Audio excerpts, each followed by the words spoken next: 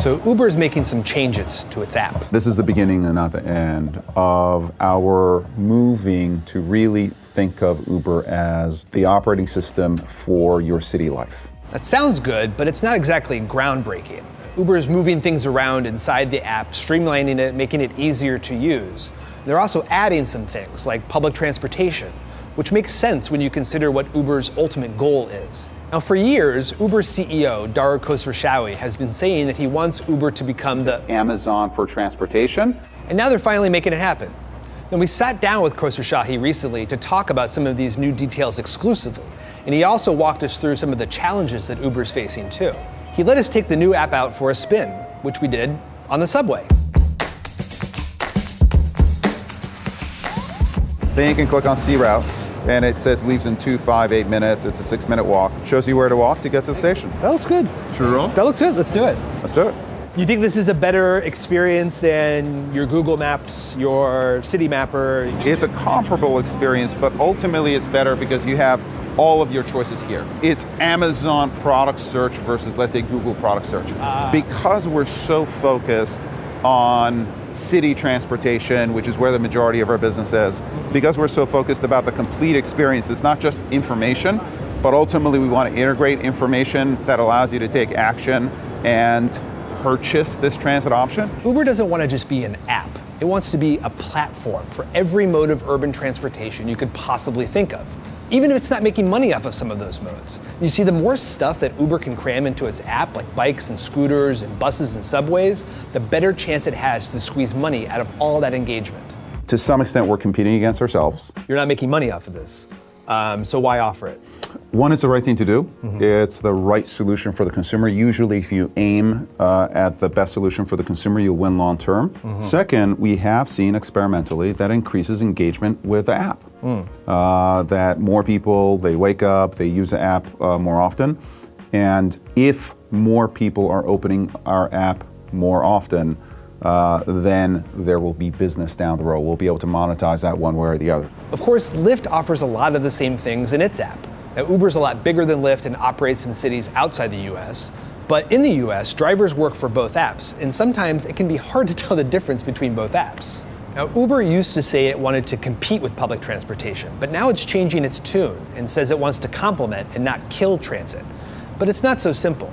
There have been a number of studies over the years that show that Uber has been leading to a decrease in ridership on public transportation, and that can lead to things like lost revenue and service cuts. Now, Uber can say it wants to put public transportation on an equal footing with UberX, and that could help shift more customers to buses and trains.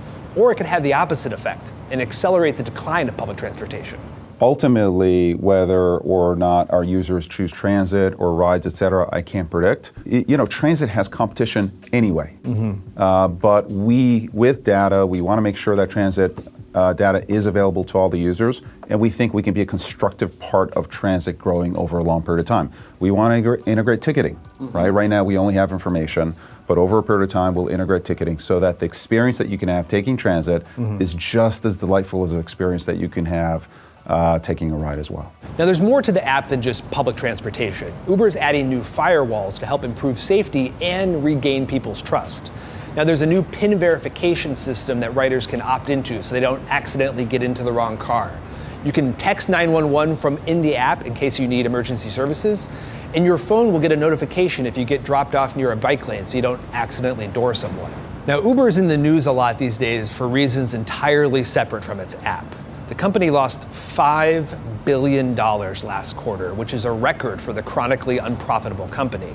Cities are being overrun with car congestion, and Uber is partly to blame. And California is on the cusp of forcing Uber to reclassify its drivers as employees rather than contractors, which could blow up the company's entire business model. Meanwhile, Uber sued New York City for the second time this year over new rules and restrictions on ride-hailing. Cities and states across the country are cracking down on Uber, and Democratic presidential candidates who are talking tough about the tech industry and wanting to improve drivers' lives are cheering them on from the sidelines. My concern is that the politicians right now are playing to a reactive base, which ultimately is not a better solution for society, and definitely not for our drivers and not for our riders. Now, Uber's still growing, just a lot slower than people were expecting. And the challenges it faces are a lot more existential than the ones it faced in the past. There are some who think that Uber will just keep losing money until it eventually goes out of business. Now, whether Uber becomes the Amazon of transportation like Khosrowshahi predicts will depend a lot on how that future turns out.